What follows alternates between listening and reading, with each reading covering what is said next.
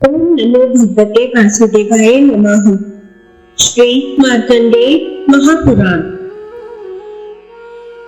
मार्कंडेय कौष्टुकी संवाद का आरंभ, प्रकृति की रचना का वर्णन। जैमिनी जी बोले, हे श्रेष्ठ पक्षीराज, आपने प्रवृत्ति और निवृत्ति दो प्रकार के वैदिक कर्म बताते हुए बहुत सुंदर उपदेश दिया है। अहो, पिता की कृपा से आप लोगों का ज्ञान ऐसा है जिससे पशु पक्षियों की योनि को प्राप्त होकर भी आपने मोह का त्याग कर दिया। आप लोग धन्य हैं, क्योंकि उत्तम सिद्धि की प्राप्ति के लिए आप लोगों का मन आज भी पूर्वावस्था में ही स्थित है। विषय जनित मोह उसे विचलित नहीं कर पाते। मेरा बड़ा भाग्य है कि मार्कंडेय जी ने मुझे आप लोगों का परिचय दिया। आप सब प्रकार के संदेहों का निवारण करने में सबसे श्रेष्ठ हैं।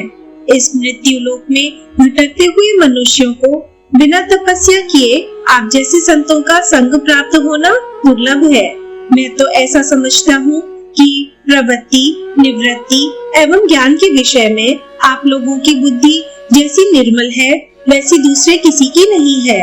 यदि आपकी मुझ पर कृपा है तो मेरे लिए आगे बताई जाने वाली बातों का पूर्ण रूप से वर्णन करने की कृपा कीजिए। यह स्थावर जंगम जगत कैसे उत्पन्न हुआ, कल्पांत में पुनः किस प्रकार यह लय को प्राप्त होगा, देवता, ऋषि, पितर और भूत आदि के वंश कैसे हुए, मनवंतर किस प्रकार होते हैं, उनके वंश में उत्पन्न महापुरुषों के जीवन चरित्र कैसे हैं, जितनी सृष्टि, जितने प्रलय, जैसे जैसे कल्पों के विभाग, जो मनवंतर की स्थिति, जैसी पृथ्वी की स्थिति, जितना बड़ा पृथ्वी का विस्तार तथा समुद्र, पर्वत, नदी, वन, भूलोक आदि, स्वर्गलोक, समुद्र और पाताल की जिस प्रकार की स्थिति है, वह सब मुझे बताइए। सूर्य, चंद्रमा आदि ग्रह, नक्षत्र और तारों की गति तथा प्रलय काल तक की सारी बातें मैं सुनना चाहता हूँ। जब इस जगत का संहार हो जाएगा, तब उसके बाद क्या शेष रहेगा? कृपया इस प्रश्न पर भी प्रकाश डालिए। पक्षियों ने कहा, हे मुनि श्रेष्ठ, आपने हम लोगों पर प्रश्नों का ऐसा भार रख दिया जिसकी कहीं तुलना नहीं है। अब हम आपके पूछे विषयों का वर्णन करते हैं, सुनिए। पूर्व काल में मार्कंडेय जी ने ब्राह्मण कुमार कौष्टुकी से, जो परम बुद्धिमान, व्रत स्नातक तथा शांत स्वभाव वाले थे, उनसे जो कुछ कहा था वही हम आपसे कहते हैं। एक समय महात्मा मार्कंडेय मुनि श्रेष्ठ ब्राह्मणों से घिरे बैठे थे। वहाँ कौष्टुकी ने यही बात पूछी थी जिसे आपने हमसे पूछा है। रघुनंदन मार्कंडेय जी ने बड़ी प्रसन्नता के साथ कौष्टुकी के प्रश्नों का उत्तर दिया। उसी का हम आपसे वर्णन करते हैं, आप ध्यान पूर्वक सुने। जो सृष्टि के समय ब्रह्मा, पालन काल में विष्णु तथा संहार के समय जगत का अंत करने वाले अत्यंत भयंकर रुद्र हैं, उन संपूर्ण जगत के स्वामी पदम योनि पितामह ब्रह्मा जी को मैं प्रणाम करता हूँ।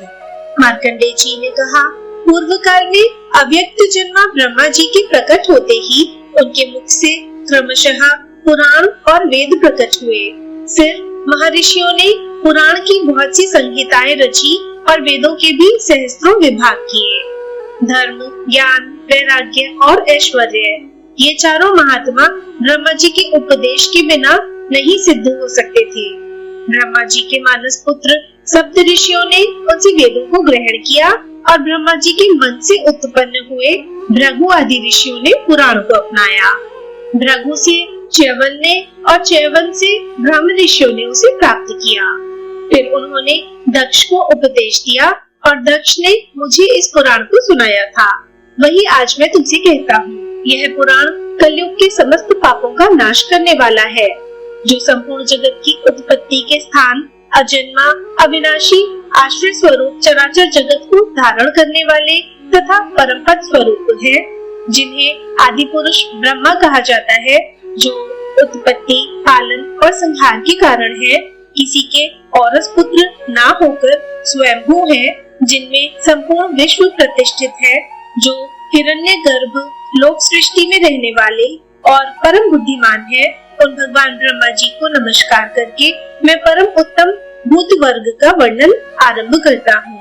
वह भूत समुदाय 5 की संख्या में जानने के योग्य तथा विविध स्रोतों से युक्त है। महत्व से लेकर विशेष तक उसकी स्थिति है, उसमें किसका कैसा लक्षण है और किसके रूप में कितनी विभिन्नता है, इन सब बातों का ज्ञान कराते हुए भूत समुदाय का वर्णन करता हूँ। इस भौतिक जगत का जो कारण है उसे प्रधान कहते हैं। उसी को महर्षियों ने अव्यक्त कहा है और वही सूक्ष्म, नित्य एवं सद्सत स्वरूप प्रकृति है। सृष्टि के आदिकाल में केवल ब्रह्मा थे, जो नित्य, अविनाशी, अजर और अप्रमेय है। उसका दूसरा कोई आधार नहीं है। वह गंध, धूप, शब्द, रस और स्पर्श से रहित है। उसका आदि और अंत नहीं है। वह संपूर्ण जगत की योनि, तीनों गुणों का कारण एवं अविनाशी है। उसे आधुनिक नहीं, पुरातन एवं सनातन कहा गया। वह ज्ञान विज्ञान का विषय नहीं है। प्रलय के पश्चात उस ब्रह्म में ही यह सब कुछ व्याप्त था। हे मुने, सृष्टि काल आने पर गुणों की संतुलन रूप प्रकृति जब ब्रह्मा जी के क्षेत्रज्ञ रूप से स्थापित हुई, तब उससे महत्व का आविर्भाव हुआ। उत्पन्न हुए उस महत्व को प्रकृति ने आवृत कर रखा है। जैसे बीज त्वचा से घिरा हुआ होता है, उसी प्रकार अव्यक्त प्रकृति से महतत्व आच्छादित है। वह सात्विक, राजस और तामस भेद से 3 प्रकार का बताया गया है। तत्पश्चात उस महतत्व से सात्विक, राजस तथा तामस, इन 3 भेदों वाला अहंकार उत्पन्न हुआ। जैसे अव्यक्त प्रकृति से महतत्व आवृत है, उसी प्रकार अहंकार भी महतत्व से आवृत है। भूतादि नामक तामस अहंकार ने शब्द तन्मात्रा रूप आकाश को आच्छादित किया। इससे स्पर्श तन्मात्रा की सृष्टि हुई, जिससे बलवान वायु का प्राकट्य हुआ। वायु का गुण स्पर्श माना गया है। शब्द तन्मात्रा रूप आकाश ने जब स्पर्श तन्मात्रा वाली वायु को आच्छादित किया, तब वायु ने भी विकृत होकर रूप तन्मात्रा की रचना की। इस प्रकार वायु से अग्नि तत्व प्रकट हुआ, जिसका गुण रूप बताया जाता है। तदनंतर स्पर्श तन्मात्रा वाले वायु ने रूप तन्मात्रा वाले तेज को आवृत किया, जिससे विकृत होकर उस तेज ने रस तन्मात्रा की सृष्टि की। उस रस तन्मात्रा से जल प्रकट हुआ, जिससे रस नामक गुण से युक्त जल को आवृत किया। इससे जल में भी विकार आया और उससे गंध तन्मात्रा की सृष्टि हुई। उसी से यह आघात रूपा पृथ्वी उत्पन्न हुई, जिसका गुण गंध है। उन भूतों में कारण रूप से तन्मात्राएं हैं, इसलिए वे भूत तन्मात्रा 7 माने गए हैं। तन्मात्राएं किसी विशेष भाव का बोध नहीं कराती, इसलिए वे अविशेष हैं। इस प्रकार तामस अहंकार से यह भूत तन्मात्रा रूप सर्ग प्रकट हुआ। विकार युक्त अहंकार पवित्रता की अधिकता होने से यह सात्विक भी कहलाता है। उससे एक ही साथ विकार युक्त सर्ग की उत्पत्ति होती है। 5 ज्ञानेंद्रियां और 5 कर्मेंद्रियां राजस अहंकार से उत्पन्न बताई जाती हैं और उनके अधिष्ठाता 10 देवता सात्विक अहंकार से प्रकट हुए हैं। 11वें मन को भी विकार युक्त सर्ग में जानना चाहिए। इस प्रकार मन तथा इंद्रिय अधिष्ठाता देवता विकार युक्त माने गए हैं। कान, त्वचा, नेत्र, जिह्वा और नासिका, ये 5 इंद्रियां शब्दादि विषयों का ज्ञान कराने के लिए है, इसलिए इन्हें ज्ञानेंद्रियां कहते हैं। दोनों पैर, गुदा, उपस्थ, दोनों हाथ और वाणी, ये 5 कर्मेंद्रियां हैं। क्रमशः चलना, मल त्याग, रति के आनंद का अनुभव, शिल्प रचना और बोलना, ये 5 इनके कर्म है। शब्द तन्मात्रा युक्त आकाश स्पर्श तन्मात्रा वाले वायु में प्रविष्ट है, इसलिए वायु 2 गुणों से युक्त होता है। उसका अपना गुण स्पर्श है, उसके साथ आकाश का शब्द भी रहता है। इसी प्रकार शब्द और स्पर्श ये 2 गुण रूप में प्रवेश करते हैं, इसलिए अग्नि शब्द, स्पर्श और रूप, इन 3 गुणों का रस में प्रवेश होता है। इसलिए रसात्मक जल को 4 गुणों से युक्त समझना चाहिए। इसी प्रकार शब्द, स्पर्श, रूप और रस ये चारों गंध में प्रवेश करते हैं और उसमें मिलकर सब ओर से पृथ्वी को आवृत कर लेते हैं। इसलिए पृथ्वी 5 गुणों से युक्त है और सब भूतों में स्थूल दिखाई देती है। यह पांचों भूत शांत, घोर और मूढ़ है, अर्थात सुख, दुख एवं मोह से युक्त है। इसलिए ये विशेष कहलाते हैं। परस्पर प्रवेश करने पर ये एक दूसरे को धारण करते हैं। ये महतत्व से लेकर विशेष पर्यंत सभी भूत एक दूसरे से मिलकर और परस्पर आश्रित हो एक संघात को ही अपना लक्ष्य बना जब पूर्ण रूप से एक हो जाते हैं, तब पुरुष अधिष्ठित होने के कारण प्रधान तत्व के संबंध से अंड की उत्पत्ति करते हैं। वह महान अंड जल के बुलबुले के समान क्रमशः बढ़ता है और जल पर स्थिर रहता है। उस प्राकृत अंड में ब्रह्मा नाम से प्रसिद्ध क्षेत्रज्ञ पुरुष भी वृद्धि को प्राप्त होता है। वे ब्रह्मा ही सबसे प्रथम शरीरधारी होने के कारण पुरुष कहलाते हैं। भूतों के आदिकर्ता ब्रह्मा जी सबसे पहले प्रकट हुए। उन्होंने चराचर सहित संपूर्ण त्रिलोकी को व्याप्त कर रखा है।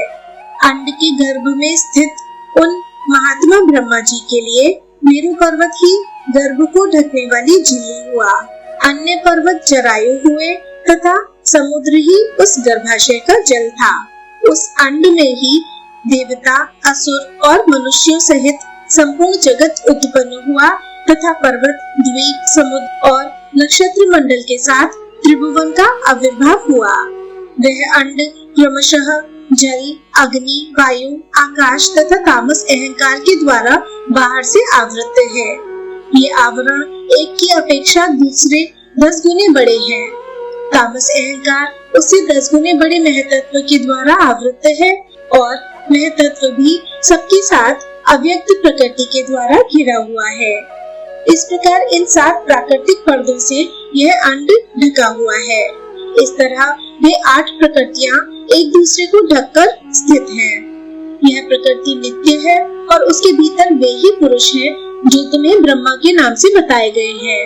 अब संक्षेप में पुनः इस विषय का वर्णन सुनो। जैसे कोई पुरुष जल में डूबकर फिर निकलते समय जल को फेंकता है, उसी प्रकार भगवान ब्रह्मा जी प्रकृति को हटाते हुए उसे प्रकट होते हैं। अव्यक्त प्रकृति को क्षेत्र बताया गया है और ब्रह्मा जी क्षेत्रज्ञ कहलाते हैं। यह संपूर्ण जगत क्षेत्र क्षेत्रज्ञ रूप ही है, ऐसा समझना चाहिए। इस प्रकार यह प्रकृति सर्ग का वर्णन हुआ। इसके भीतर अधिष्ठाता रूप में क्षेत्रज्ञ विराजमान रहता है। प्राकृत सर्ग ही प्रथम सृष्टि है। कौष्टुकी ने कहा, हे भगवान, आपने ब्रह्मांड की उत्पत्ति का यथावत वर्णन किया तथा महात्मा ब्रह्मा जी के प्रादुर्भाव की बात भी बताई। हे भृगुकुल नंदन, अब मैं आपसे यह सुनना चाहता हूँ कि प्रलय के अंत में जबकि सबका उपसंहार हो जाता है और प्राणियों की सृष्टि नहीं हुई होती, क्या शेष रहता है अथवा कुछ रहता ही नहीं। मार्कंडेय जी ने कहा, हे मुने, जब यह संपूर्ण जगत प्रकृति में लीन हो जाता है, उस समय की स्थिति को विद्वान पुरुष प्राकृत प्रलय कहते हैं। जब अव्यक्त प्रकृति अपने स्वरूप में स्थित होती है तथा महतत्व आदि संपूर्ण विकारों का उपसंहार हो जाता है, उस समय प्रकृति और पुरुष समान धर्मा होकर रहते हैं। उस समय सत्व और तम समान में और परस्पर ओतप्रोत रहते हैं तथा जैसे तिल में तेल और दूध में घी रहता है, उसी प्रकार तमोगुण और सत्वगुण में रजोगुण घुला मिला होता है। जब परमेश्वर की योग्य दृष्टि से प्रकृति में खलबली होती है, तब महान अंड के भीतर से ब्रह्मा जी प्रकट होते हैं। यह बात तुम्हें बताई जा चुकी है। यद्यपि ब्रह्मा जी संपूर्ण जगत की उत्पत्ति के स्थान और निर्गुण है, तथापि रजोगुण का उपभोग करते हुए सृष्टि में प्रवृत्त होते हैं और ब्रह्मा के कर्तव्य का पालन करते हैं। फिर परमेश्वर सत्वगुण के उत्कर्ष से युक्त हो श्री विष्णु का स्वरूप धारण कर धर्म पूर्वक प्रजा का पालन करते हैं। फिर तमोगुण की अधिकता से युक्त हो रुद्र रूप धारण करके संपूर्ण जगत का संहार करते और निश्चिंत सोते हैं। इस प्रकार सृष्टि, पालन और संहार करते इन तीनों कालों में 3 गुणों से युक्त होकर भी वे परमेश्वर वास्तव में निर्गुण ही हैं। जैसे कृषक पहले बीज को बोता, फिर पौधे की रक्षा करता और अंत में खेती पक जाने पर उसे काटता है, उसी प्रकार एक ही परमेश्वर भिन्न भिन्न कार्यों के अनुसार ब्रह्मा, विष्णु तथा रुद्र नाम धारण करते हैं। ब्रह्मा होकर संसार की सृष्टि करते और रुद्र होकर उसका संहार करते हैं तथा विष्णु रूप में इन दोनों कार्यों से उदासीन रहकर सबका पालन करते हैं। रजोगुण प्रधान ब्रह्मा, तमोगुण प्रधान रुद्र और सत्वगुण प्रधान विश्वपालक विष्णु है। यही तीन देवता है और यही तीन गुण है। ये परस्पर एक दूसरे पे आश्रित और एक दूसरे से मिले रहते हैं। इनमें एक क्षण कभी वियोग नहीं होता। ये एक दूसरे का कभी त्याग नहीं करते। इस प्रकार जगत के आदि कारण देवादिदेव चतुर्भुज ब्रह्मा जी रजोगुण का आश्रय लेकर सृष्टि के कार्य में संलग्न रहते हैं। उनकी आयु अपने ही मन से 100 वर्ष की होती है। उसका परिणाम बताता हूँ, सुनो। 15 निमेषों की एक काष्ठा होती है, 30 काष्ठाओं की एक कला, 30 कलाओं का मुहूर्त तथा 30 मुहूर्तों का एक दिन एक रात होता है। यह मनुष्य के दिन रात का मान है। 30 दिन रात व्यतीत होने पर 2 पक्ष अथवा 1 मास पूर्ण होता है। 6 मासों का एक अयन और 2 अयनों का एक वर्ष होता है। अयनों का नाम क्रमशः दक्षिणायन और उत्तरायण है। इस प्रकार मनुष्यों का एक वर्ष देवताओं का एक दिन रात है, उसमें दिन तो उत्तरायण और रात दक्षिणायन है। देवताओं की 12,000 वर्षों की एक चतुर्युगी होती है, जिसे सतयुग, त्रेता आदि कहते हैं। अब इनका विभाग सुनो। 4,000 दिव्य वर्षों का सतयुग होता है, 400 दिव्य वर्षों की उसकी संध्या और उतने ही वर्षों का संध्यांश होता है। 3,000 दिव्य वर्षों का त्रेता युग होता है, उसकी संध्या और संध्यांश का समय 300 दिव्य वर्षों का है। 2,000 दिव्य वर्षों का द्वापर होता है और 200 दिव्य वर्ष उसकी संध्या तथा संध्यांश के होते हैं। हे द्विज श्रेष्ठ, 1,000 दिव्य वर्षों का कलयुग होता है तथा 100 दिव्य वर्ष उसकी संध्या एवं संध्यांश के बताए गए हैं। इस प्रकार विद्वानों ने 12,000 दिव्य वर्षों का एक चतुर्युग बताया है। 1,000 चतुर्युग बीतने पर ब्रह्मा का एक दिन होता है। हे ब्राह्मण, ब्रह्मा जी के एक दिन में बारी बारी से 14 मनु होते हैं। देवता, सप्तऋषि, इंद्र, मनु और मनुपुत्र, ये सब लोग एक ही साथ उत्पन्न होते हैं और एक ही साथ इनका संहार भी होता है। इस प्रकार 71 चतुर्युगों से कुछ अधिक काल का एक मनवंतर होता है। अब मनुष्य वर्ग की गणना के अनुसार मनवंतर का मान सुनो। पूरे 30 करोड़ 67 लाख और 20,000 वर्षों का एक मनवंतर माना गया है। देवताओं के वर्ष से एक मनवंतर में 8,52,000 वर्ष होते हैं।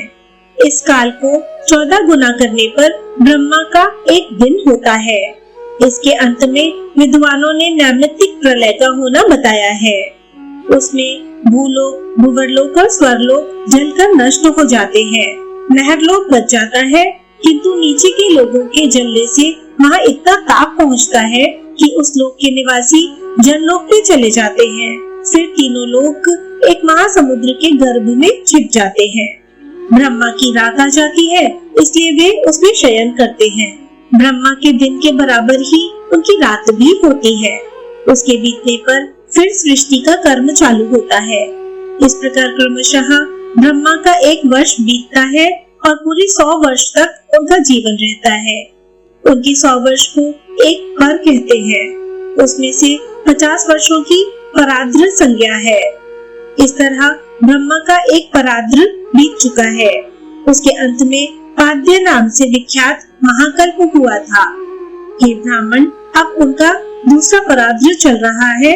इसमें यह 12 कल्प प्रथम कल्प है। नौष्टिकी ने कहा, सृष्टि के आदिकर्ता तथा प्रजापतियों के स्वामी भगवान ब्रह्मा जी ने जिस प्रकार प्रजा को उत्पन्न किया, उसका मेरे लिए विस्तार पूर्वक वर्णन कीजिए। मार्कंडेय जी ने कहा, हे ब्राह्मण, पाद्य कल्प के अंत में जो प्रलय हुआ था, उसके बाद रात्रि बीतने पर जब सत्वगुण के उत्कर्ष से युक्त श्री विष्णु स्वरूप ब्रह्मा जी सोकर उठे, उस समय उन्होंने संसार को शून्य देखा। जगत की उत्पत्ति और संहार करने वाले ब्रह्मा स्वरूप भगवान नारायण के विषय में विद्वान पुरुष ये कहा करते हैं, जल नर से प्रकट हुआ है इसलिए वह नार कहलाता है। भगवान उसमें सोते हैं, भगवान का वह अयन है इसलिए वे नारायण कहे गए हैं। जागने के बाद उन्होंने पृथ्वी को जल के भीतर डूबी हुई जानकर उसे निकालने की इच्छा से वराह रूप धारण किया। उनका यह स्वरूप देवमय, यज्ञमय एवं दिव्य था। उन सर्वव्यापी भगवान ने वराह रूप से ही जल में प्रवेश किया और पाताल से पृथ्वी को निकालकर जल के ऊपर रखा। उस समय जनलोकवासी सिद्धगण उन जगदीश्वर का चिंतन एवं सत्वन कर रहे थे। पृथ्वी का आकार बहुत विशाल और विस्तृत है इसलिए यह जल में डूब नहीं पाती। तदनंतर पृथ्वी को बराबर करके भगवान ने उस पर पर्वतों की सृष्टि की। पूर्व काल की सृष्टि जब प्रलयाग्नि से दग्ध होने लगी थी उस समय सब पर्वत पृथ्वी पर खंड खंड होकर बिखर गए और एकार्णव के जल में डूब गए। फिर वायु के द्वारा वहां बहुत सा जल एकत्रित हुआ। उस जल से भीगकर और प्रवाह में बहकर जो पर्वत जहां लग गए वे वही अचल रूप से स्थित हो गए। क्रौष्टुकी ने कहा, हे ब्राह्मण, आपने थोड़े में ही सृष्टि का भलीभांति वर्णन किया। अब मुझे देवता आदि की उत्पत्ति का वृतांत विस्तार के साथ बताइए। मार्कंडेय जी बोले, हे ब्राह्मण, ब्रह्मा जी ने जब सृष्टि रचने का विचार किया तब पहले उनसे मानस पुत्र ही उत्पन्न हुए। तदनंतर देवता, असुर, पितर और मनुष्य इन चारों को उत्पन्न करने की इच्छा से उन्होंने जल में अपने को योग युक्त किया। युगास्त होने पर ब्रह्मा जी के कटि प्रदेश से पहले असुरों की उत्पत्ति हुई। तब उन्होंने अपने उस तमोगुणी शरीर को त्याग दिया। त्यागने पर वह शरीर रात्रि के रूप में परिणत हो गया। फिर दूसरा शरीर धारण करके जब प्रजापति ने सृष्टि का विचार किया तब उन्हें प्रसन्नता हुई। उस अवस्था में उनके मुख से सत्वगुण की उत्कर्ष से युक्त देवता उत्पन्न हुए। फिर भगवान ब्रह्मा ने उस शरीर को भी त्याग दिया। त्यागने पर वह तत्व प्रायः दिन के रूप में परिणत हो गया। तदनंतर पुनः सत्वगुणी शरीर को ही धारण किया। उस समय उन्होंने अपने को सबका पिता माना इसलिए उनसे पितरों की उत्पत्ति हुई। पितरों की सृष्टि के बाद ब्रह्मा जी ने वह शरीर भी छोड़ दिया। वह छोड़ा हुआ शरीर संध्या काल के रूप में परिणत हुआ जो दिन और रात के मध्य में स्थित होता है। तत्पश्चात भगवान ब्रह्मा ने रजोगुण की अधिकता से युक्त दूसरा शरीर धारण किया। उससे मनुष्यों की उत्पत्ति हुई। मनुष्यों की सृष्टि के बाद उस शरीर को भी उन्होंने त्याग दिया। वह शरीर ज्योत्सना काल के रूप में परिणत हुआ जो रात और दिन के प्रारंभ में हुआ करता है। इस प्रकार ये दिन रात संध्या और ज्योत्सना काल देवादिदेव भगवान ब्रह्मा के शरीर है। ब्रह्मा जी ने अपने प्रमुख मुख से गायत्री छंद, ऋग्वेद, त्रिवत, रथंतर साम तथा अग्निष्टोम यज्ञ को उत्पन्न किया। दक्षिण मुख से यजुर्वेद, त्रिष्टोम छंद, पंचदश तोम तथा बृहद साम की सृष्टि की। पश्चिम मुख से सामवेद, जगती छंदर, पंचदश तोम, वैरूप साम तथा अतिरात्र यज्ञ का निर्माण किया और उत्तर मुख से 21वां अथर्व, आप्तोर्याम यज्ञ, अनुष्टुप छंद तथा वैराज्य साम को प्रकट किया। उन्होंने कल्प के आदि में बिजली, वज्र, मेघ, लाल इंद्रधनुष और पक्षियों की सृष्टि की तथा उनके शरीर से छोटे बड़े अनेक प्राणी उत्पन्न हुए। पूर्व काल में देवता, असुर, पितर और मनुष्य इन चारों की सृष्टि करने के पश्चात उन्होंने अन्य स्थावर जंगम प्राणियों को उत्पन्न किया। यक्ष, पिशाच, गंधर्व, अप्सरा, नर, किन्नर, राक्षस, पशु, पक्षी, मृग, सर्प आदि जंगम तथा स्थावर भूतों की सृष्टि की, जिनमें से जिनके पूर्व कल्प में जैसे कर्म थे वैसे ही कर्म वे पुनः पुनः नूतन सृष्टि से प्राप्त करते हैं। हिंसा, अहिंसा, मृदुता, क्रूरता, धर्म, अधर्म तथा सत्य, असत्य को वे पूर्व जन्म की भावना के अनुसार ही प्राप्त करते हैं और उस भावना के अनुकूल वस्तु ही उन्हें रुचिकर जान पड़ती है। इंद्रियों के विषयों, भूतों तथा शरीरों में स्वयं ब्रह्मा जी ने ही नाना तत्व का विधान किया है, उन्हें अनेक रूपों में उत्पन्न किया है। देवता आदि भूतों के नाम और रूप का तथा कार्यों के विस्तार का उन्होंने वेद के शब्दों से ही प्रतिपादन किया है। ऋषियों के नाम भी वेदों से ही निश्चित किए गए हैं। ब्रह्मा जी की रात्रि का अंत होने पर उन्होंने देवता आदि जिन जिन भूतों की सृष्टि की है, उन सबके नाम, रूप और कर्तव्य का ज्ञान भी वे वेदों से ही प्रदान करते हैं। जिस ऋतु में जिस प्रकार के अनेकों चिन्ह देखे जाते हैं, युगादि में सृष्टि होने पर वे सभी वैसे ही दृष्टिगोचर होते हैं। रात्रि के अंत में जागे हुए अव्यक्त जन्म ब्रह्मा जी की सृष्टि प्रत्येक कल्प में ऐसी ही होती है। कौष्टुकी ने कहा, हे राजन, आपने आर्वक स्रोत नामक सर्ग का जो मनुष्य सर्ग है वर्णन किया।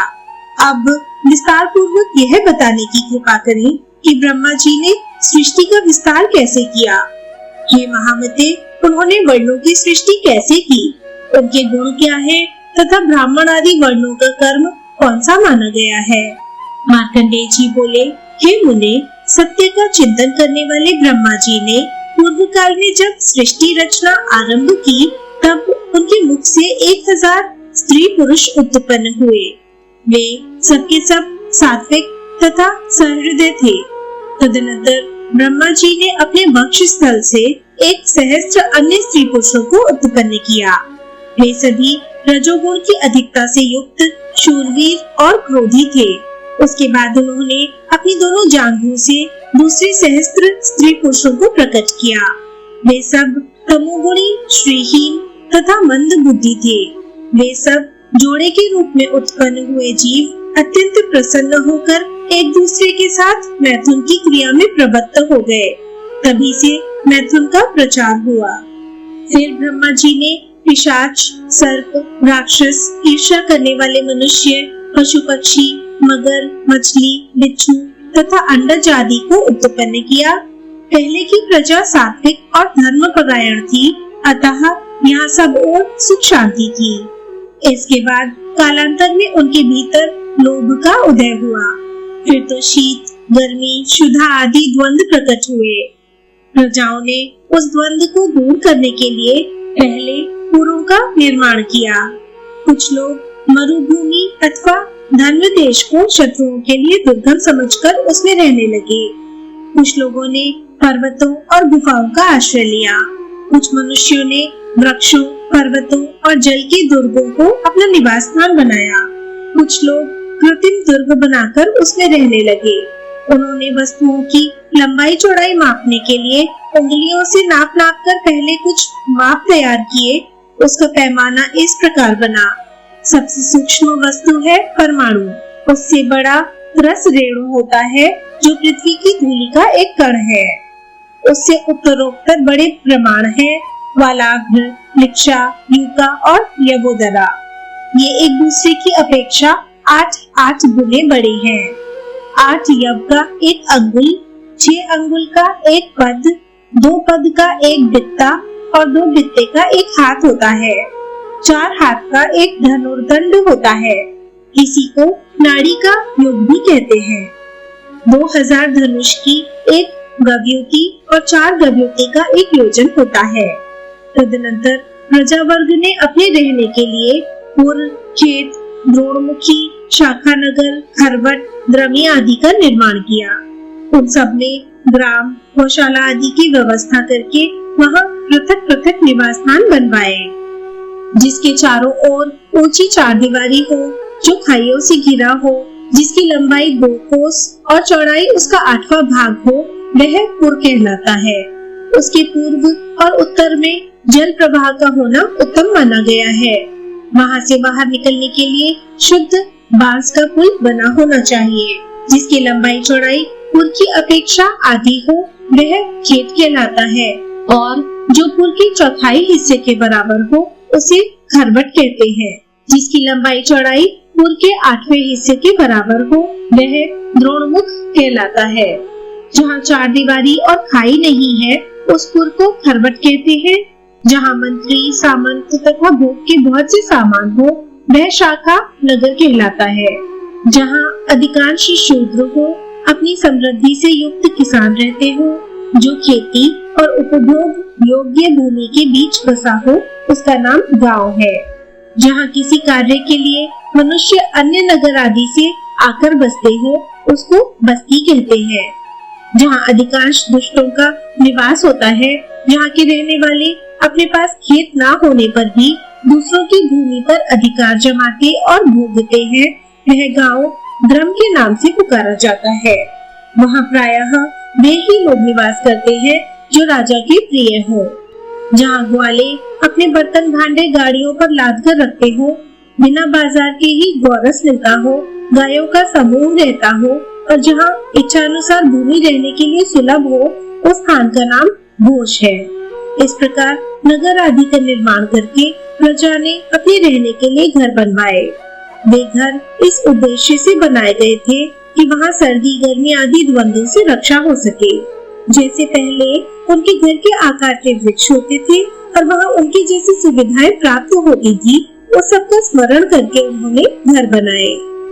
जैसे वृक्ष की शाखाएं एक के बाद दूसरी तथा छोटी बड़ी ऊंची नीची होती है, उसी प्रकार उन्होंने अनेक प्रकार की शालाएं बनाई।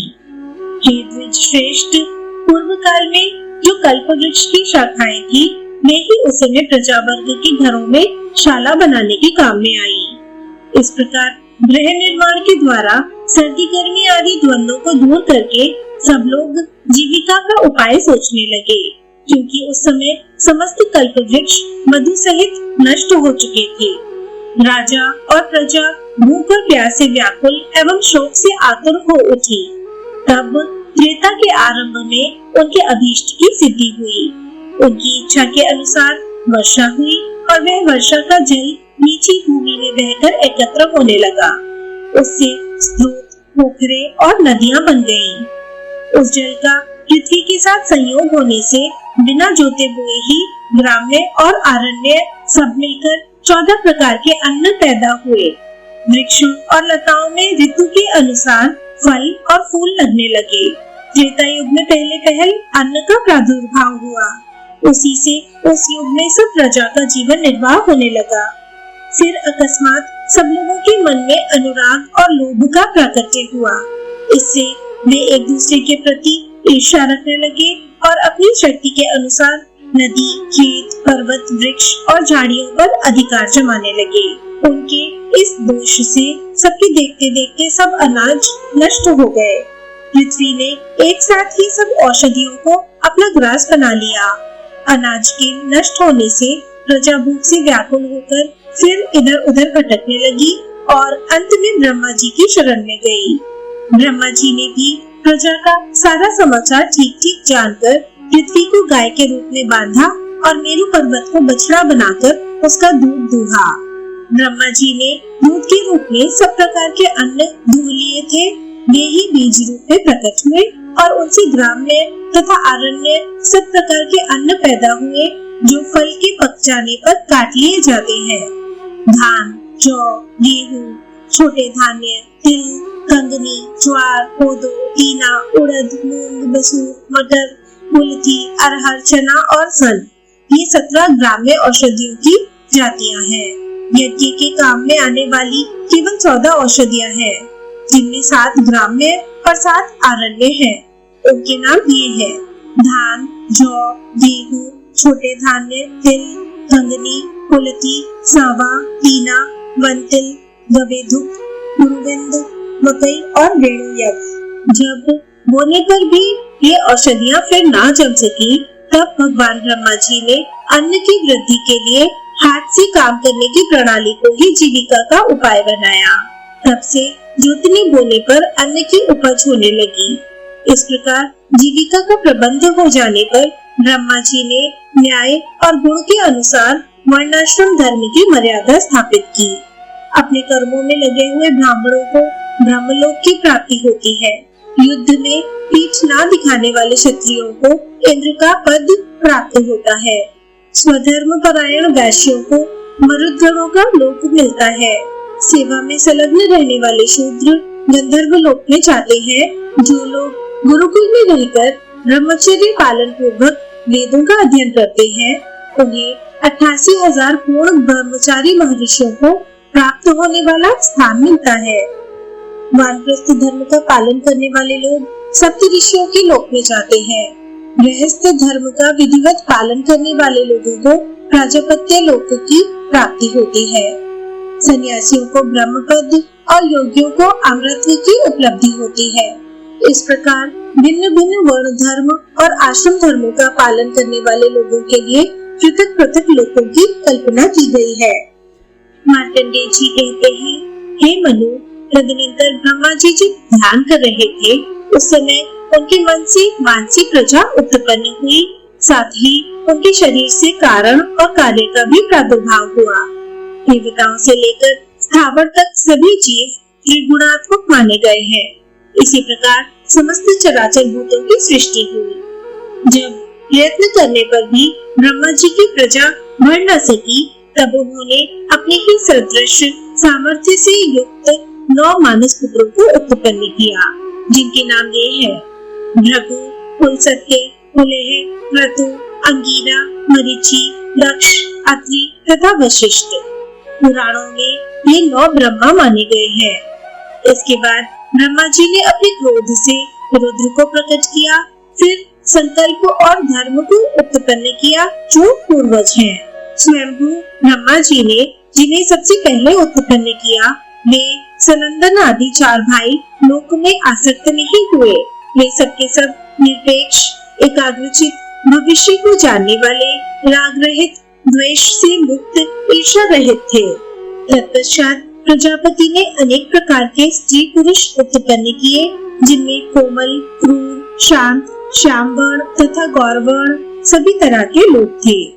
इसके बाद उन्होंने अपने ही समान प्रभावशाली एक पुत्र रत्न उत्पन्न किया, जिसका नाम स्वयंभू मनु हुआ। उन्हें ब्रह्मा जी ने प्रजाजनों का रक्षक बनाया। फिर स्वयंभू मनु ने शत्रुपा को अपनी पत्नी बनाया, जो तपस्या के प्रभाव से सर्वथा निष्पाप थी। शत्रुपा ने स्वयंभू मनु के संपर्क से 2 पुत्रों को जन्म दिया।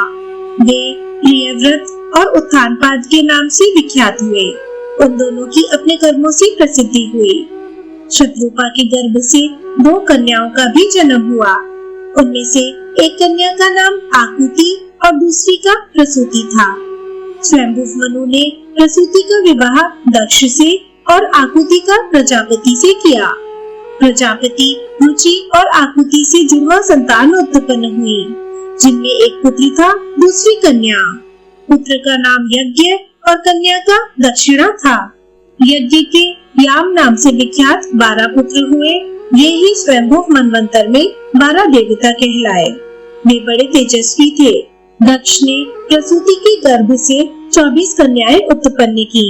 उनके नाम ये हैं, सुनो: श्रद्धा, लक्ष्मी, धृति, तुष्टि, पुष्टि, मेधा, क्रिया, बुद्धि, लज्जा, वपु, शांति, सिद्धि तथा 13वीं कीर्ति। इन सबको धर्म ने अपनी पत्नी के रूप में ग्रहण किया।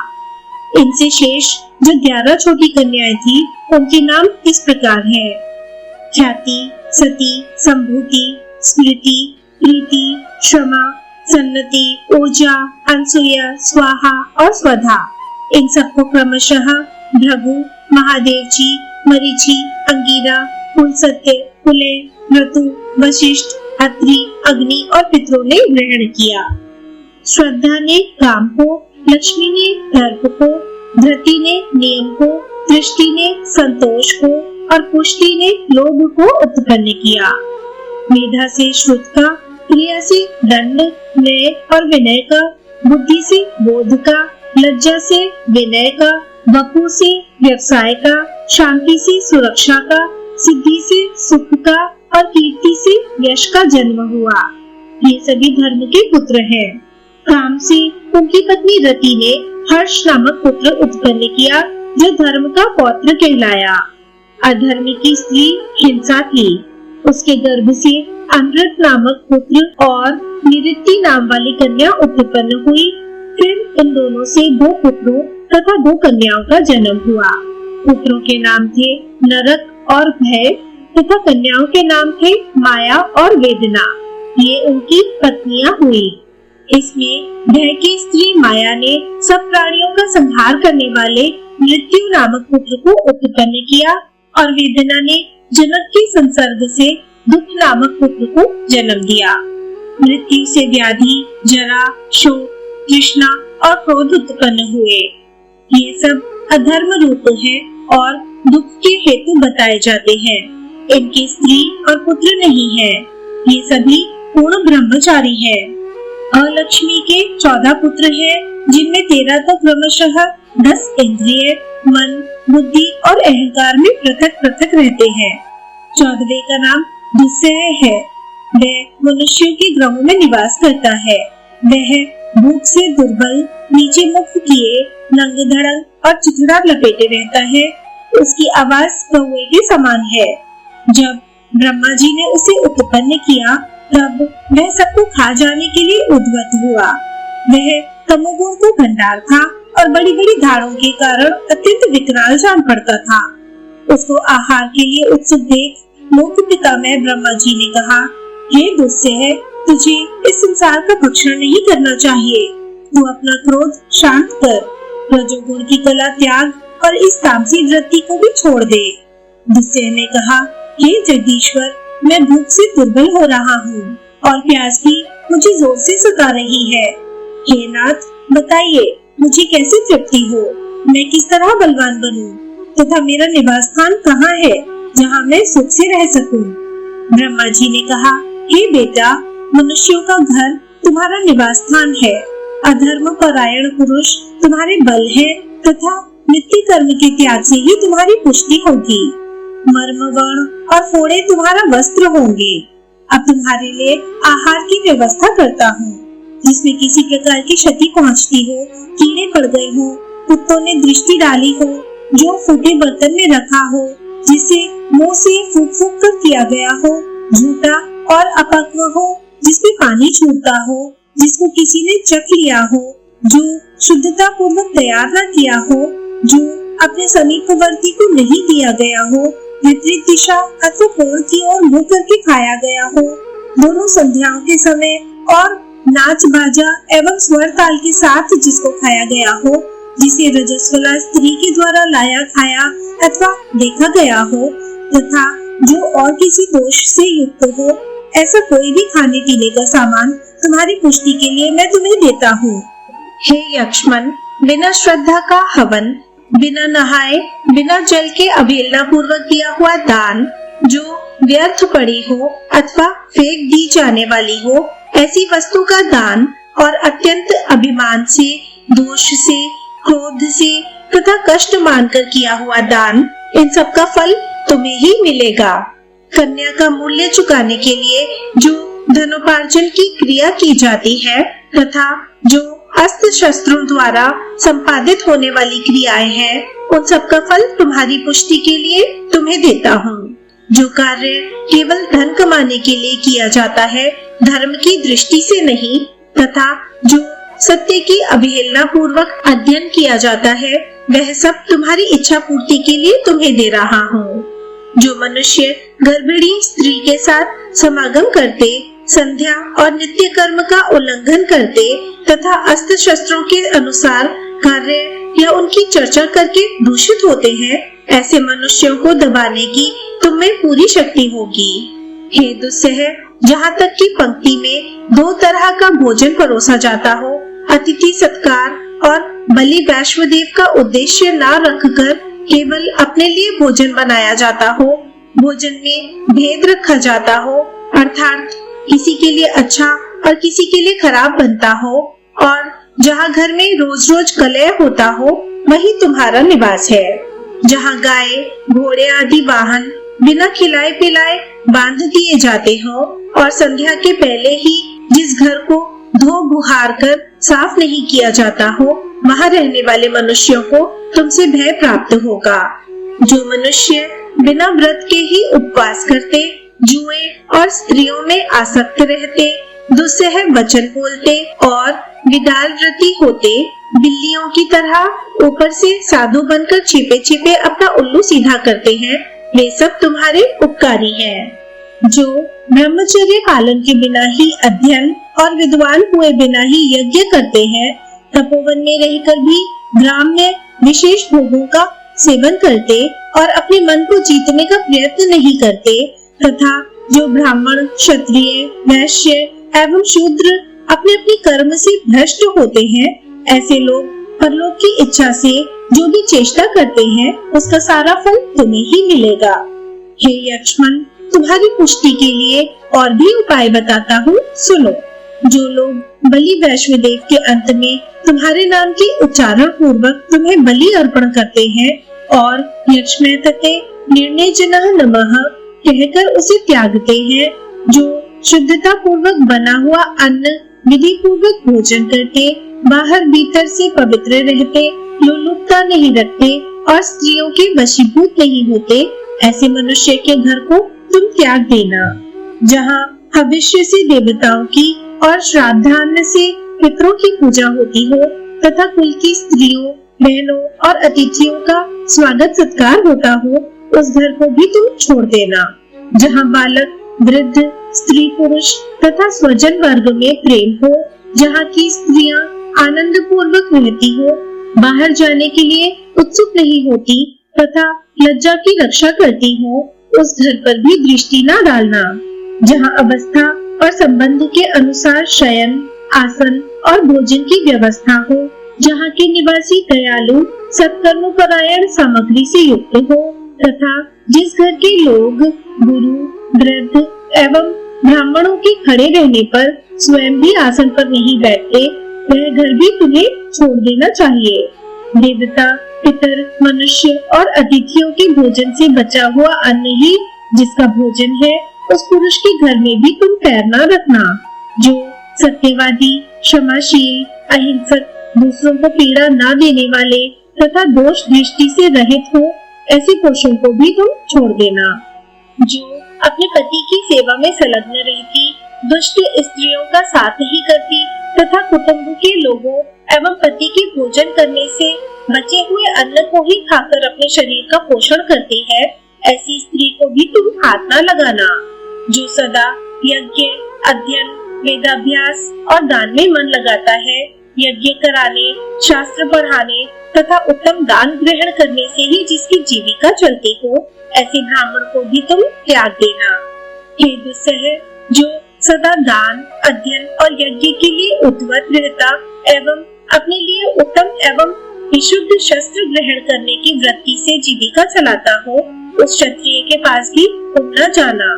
जो दान, अध्ययन और यज्ञ इन तीन पूर्वोक्त गुणों से युक्त हो और पशुपालन, व्यापार एवं कृषि से जीविका चलाता हो, ऐसे पाप रहित वैश्य को भी त्याग देना है। हे लक्ष्मण, जो दान, यज्ञ और द्विजों की सेवा में तत्पर रहता है और ब्राह्मण आदि की सेवा से ही जीवन निर्वाह करता हो, ऐसे शूद्र का भी त्याग कर देना। जहाँ गृहस्थ पुरुष श्रुति स्मृति के अनुकूल उपाय से जीविका चलाता हो, उसकी पत्नी उसी की अनुगामिनी हो, पुत्र गुरु, देवता और पिता का पूजन करता हो तथा पत्नी भी पति की पूजा में संलग्न रहती हो, वहाँ लक्ष्मी का भय कैसे हो सकता है। हे लक्ष्मण, जो प्रतिदिन संध्या के समय पानी से धोया जाता और स्थान स्थान पर फूलों से पूजित होता है, उस घर की ओर तुम आंख उठाकर देख भी नहीं सकते। जिस घर में बिछी हुई शैया को सूर्य ना देखते हो, अर्थात जहाँ सूर्योदय से पहले ही सोकर उठ जाते हो, जहाँ प्रतिदिन अग्नि और जल प्रस्तुत रहता हो, सूर्योदय होने पर दीप जलता एवं सूर्य का पूर्ण प्रकाश पहुँचता हो, वह घर लक्ष्मी का निवास स्थान है। जहाँ सांड, चंदन, वीणा, दर्पण, मधु, घृत, ब्राह्मण तथा तांबे के पात्र हो, उस घर में तुम्हारे लिए स्थान नहीं है। हे दुस्सह, जहाँ पक्के और कच्चे अन्नों का अनादर और शास्त्रों की आज्ञा का उल्लंघन होता हो, उस घर में तुम इच्छा अनुसार विचरण करो। जिस घर में मनुष्य की हड्डी हो और एक दिन तथा एक रात मुर्दा पड़ा रहा हो, उनमें तुम्हारा तथा अन्य राक्षसों का भी निवास रहे। जो अपने भाई बंधु को तथा पिंड एवं समानोदक मनुष्यों को अन्न और जल दिए बिना ही भोजन करते हैं, उस समय उन लोगों पर आक्रमण करो। जहाँ पूर्ववासी पहले से ही बड़े बड़े उत्सव मनाने में प्रसिद्ध हो चुके हो और पहले की भांति अब अपने घर पर उत्सव मनाते हो, ऐसे घरों में जाना। जो सूप की हवा से, भीगे कपड़े के जल की बूंदों से तथा नख के अग्रभाग के जल से स्नान करते हो, उन कुलक्षणी पुरुषों के पास अवश्य जाओ। जो पुरुष देशाचार, प्रतिज्ञा, कुल धर्म, जप, होम, मंगल, देव यज्ञ, उत्तम शौच तथा लोक प्रचलित धर्मों का भली भांति पालन करता हो, उसके संसर्ग में तुम्हें नहीं जाना चाहिए। मार्कंडेय जी कहते हैं, दुस्सह से ऐसी बात कहकर ब्रह्मा जी वही अंतर्ध्यान हो गए। फिर उसने भी ब्रह्मा जी की आज्ञा का उसी प्रकार पालन किया। मार्कंडेय जी कहते हैं, दुस्सह की पत्नी निर्माष्टि हुई। यह कली की कन्या थी। कली की पत्नी ने रजस्वला होने पर चांडाल का दर्शन किया था। उसी से इस कन्या का जन्म हुआ था। दुस्सह और निर्माष्टि की 16 संतानें हुई, जो समस्त संसार में व्याप्त है। इनमें 8 पुत्र थे और 8 कन्याएं थी। ये सब के सब अत्यंत भयंकर थे। दंताकृष्टि, तथोक्ति, परिवर्त, अंगद्रुक, शकुनी, गंडांतरति, गर्भः तथा शस्याः, ये 8 पुत्र थे। नियोजिका, विरोधिनी, स्वयंहारिका, ब्राह्मणी, ऋतुहारिका, स्मृतिहरा, बीजहरा तथा विद्वेषणी, ये 8 कन्याएं थी, जो समस्त जग को भय देने वाली हुई। अब मैं इनके कर्म तथा इनसे होने वाले दोषों की शांति के उपाय बताऊंगा। पहले 8 पुत्रों के विषय में सुनो। दंताकृष्टि छोटे बच्चों के दांतों में स्थित होकर उनसे रगड़ पैदा करता है। इस प्रकार दुस्सह नामक अलक्ष्मी पुत्र को वहां बुलाना चाहता है। उसकी शांति के लिए सोए हुए बालक की शैया और दांतों पर सफेद सरसों छींचनी चाहिए और ब्राह्मणी नामक औषधि से स्नान कराने और उत्तम शास्त्रों का पाठ कराने से भी यह दोष दूर होता है। दुस्सह का दूसरा पुत्र तथोक्ति जब आता है, तब वह बारंबार यही हो ऐसा कहता हुआ मनुष्यों को शुभ अशुभ में लगा देता है। यदि अकस्मात शुभ अशुभ की प्रवृत्ति हो तो उसे तथोक्ति की ही प्रेरणा समझनी चाहिए। यदि शुभ का कथन या श्रवण हो तो विद्वान पुरुष उसे मंगलमय बताए, और यदि अशुभ का श्रवण या कथन हो तो उसकी शांति के लिए भगवान विष्णु, चराचर गुरु ब्रह्मा तथा अपने अपने कुल देवता के नामों का कीर्तन करना चाहिए। जो अन्य के गर्भ में दूसरे गर्भों को रखने और बदलने से प्रसन्नता का अनुभव करता है तथा कोई बात कहने के लिए उत्सुक मनुष्य के मुख से किसी और की बात को कहला देता है, वह दुस्सह का तीसरा पुत्र परिवर्त है। उसकी शांति के लिए भी तत्ववेत्ता पुरुष पीली सरसों छिड़के और रक्षोघ्न मंत्रों का पाठ करे। अंगद्रुक नामक चौथा कुमार वायु के समान मनुष्यों के अंगों में प्रवेश करके फड़कने आदि के द्वारा शुभ अशुभ फल की सूचना देता है। उसकी शांति के लिए कुशों से शरीर को झाड़े। दुस्सह का पांचवा कुमार शकुनी कौवे आदि पक्षियों के अथवा कुत्ते सियार आदि पशुओं के शरीर में स्थित होकर अपनी बोली से शुभ अशुभ फल को सूचित करता है। उनमें भी अशुभ सूचक शब्द होने पर कार्यारंभ का परित्याग करना चाहिए और शुभ सूचक ऐसा प्रजापति का कथन है। ये द्विज श्रेष्ठ खंडांतरित नामक छठा कुमार गणांतों में आधे मुहूर्त तक स्थित हो सब प्रकार के कार्यारंभ का नाश और मांगलिक कर्म तथा प्रतिष्ठा का अपहरण करता है। ब्राह्मणों के आशीर्वाद, देवताओं की स्तुति, मूल शांति, गौमूत्र और सरसों मिले हुए जल से स्नान, जन्मकालिक नक्षत्र और ग्रहों के पूजन, धर्म में उपनिषदों के पाठ, शास्त्रों के दर्शन तथा गंधरांत में पैदा हुए बालक की अवज्ञा से उसके दोष की शांति होती है। सातवां कुमार गर्भः बड़ा भयंकर है, जो स्त्रियों के गर्भ में प्रवेश करके गर्भस्थ पिंड को अपना ग्रास बना लेता है। प्रतिदिन पवित्रता पूर्वक रहने, प्रसिद्ध मंत्र लिखकर बांधने, उत्तम फूलों आदि की माला धारण करने, पवित्र ग्रह में रहने तथा अधिक परिश्रम न करने से गर्भवती स्त्री की उसके भय से रक्षा होती है। अतः इसके लिए सदा चेष्टा करनी चाहिए। इसी प्रकार 8वां कुमार शस्याह है, वह खेती की उपज को नष्ट करता है, उसकी भी शांति करनी चाहिए। इसके लिए उपाय है खेत में पुराना जूता रखना, अपसव्य होकर वहां जाना, चंडाल का उसमें प्रवेश कराना, खेत के बाहर पूजा बढ़ाना और चंद्रमा एवं जल के नामों या मंत्रों का कीर्तन करना। दुस्सह की पहली कन्या नियोजिका है, मनुष्यों को पराई स्त्री और पराये धन के अपहरण आदि में लगा देती है। पवित्र ग्रंथों, मंत्रों अथवा स्तुतियों के पाठ से तथा क्रोध, लोभ आदि दुर्गुणों का त्याग करने से उसकी शांति होती है। विद्वान पुरुषों को चाहिए कि नियोजिका मुझे इन दुष्कर्मों में लगा रही है, ऐसा विचार कर उसका विरोध करते हुए उन कर्मों का त्याग करे। जब कोई अपने को गाली दे या मार बैठे तो भी यही सोचकर नियोजिका ने ही इसे इस प्रकार बुराई में लगाया है, लोभ आदि के वशीभूत ना हो। इसी प्रकार विद्वान पुरुष सदा इस बात का स्मरण करता रहे कि नियोजिका ही मुझको और मेरे चित्त को पर स्त्री संसर्ग में लगाती है। दुस्सह की दूसरी कन्या का नाम विरोधिनी है, वह परस्पर प्रेम रखने वाले स्त्री पुरुष में, भाई बंधुओं में, मित्रों में, माता पिता में, पिता पुत्र में तथा सजातीय पुरुषों में विरोध डाला करती है। अतः बलि कर्म करने, कठोर बातों को सहने तथा शास्त्रीय आचार विचार का पालन करने के द्वारा उसके भय से अपनी रक्षा करे। तीसरी कन्या का नाम स्वयं हारिका है, वह खलिहान से अनाज, घर और गौशाले से दूध, घी तथा बढ़ने वाले द्रव्य से उसकी वृद्धि नष्ट कर देती है और सदा अंतर्ध्यान रहती है। इतना ही नहीं, रसोई घर में अधपका अन्न तथा अन्न भंडार से अनाज चुरा लेती है और परोसी हुई रसोई का भोजन करने वाले मनुष्य के साथ स्वयं भी भोजन करती है। मनुष्य के झूठे अन्न चुरा लेती है, जोते हुए खेत, घर और गौशाला से रिद्धि सिद्धि को हड़प लेती है। गायों और स्त्रियों के थनों से दूध गायब कर देती है, दही से घी, तिल से तेल, कुसुम आदि का रंग तथा रुई से सूत हर लेती है। इस प्रकार स्वयं हारिका निरंतर अपहरण में ही लगी रहती है।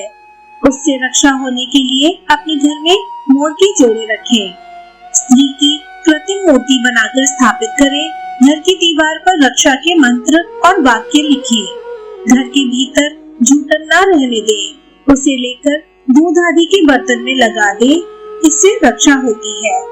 जो एक स्थान पर निवास करने वाले पुरुष के मन में उद्वेग पैदा करती है, वह ब्राह्मणी नाम की कन्या है। उसकी शांति के लिए आसन, शैया तथा उस भूमि पर जहाँ मनुष्य रहता हो पीली सरसों छींट दे। साथ ही एकाग्रचित होकर पृथ्वी सूक्त का जाप करे। दुस्सह की 5वीं कन्या स्त्रियों के मासिक धर्म नष्ट करती है, इसलिए उसे ऋतुहारिका जानना चाहिए। उसकी शांति के लिए स्त्री को तीर्थ में, दिवाले के समीप, चैत्य वृक्ष के नीचे, पर्वत के शिखर पर तथा नदी के संगम एवं सरोवरों में नहलाना चाहिए। साथ ही चिकित्सा शास्त्र के ज्ञाता अच्छे वैद्य को बुलाकर उसकी दी हुई उत्तम औषधि का सेवन भी कराना चाहिए। 6ठी कन्या का नाम स्मृति हरा है, यह स्त्रियों की स्मरण शक्ति को हर लेती है। पवित्र एवं एकांत स्थान में रहने से उसकी शांति होती है। 7वीं कन्या बीजहरा कहलाती है, वह अत्यंत भयानक है, वह स्त्री पुरुष के रजवीर्य का अपहरण किया करती है। पवित्र अन्न के भोजन तथा नित्य स्नान करने से उसकी शांति होती है। 8वीं कन्या विद्वेषणी है, जो संपूर्ण जगत को भय देने वाली है। यह स्त्री अथवा पुरुष को लोगों का द्वेष पात्र बना देती है। उसकी शांति के लिए मधु, धृत, क्षीर मिश्रित तिलों का हवन एवं मित्रविंदा नामक यज्ञ करें। ओम नमो भगवते वासुदेवाय नमः। ऐसी पुराण कथाओं का आनंद लेने के लिए चैनल को लाइक, शेयर और सब्सक्राइब करें।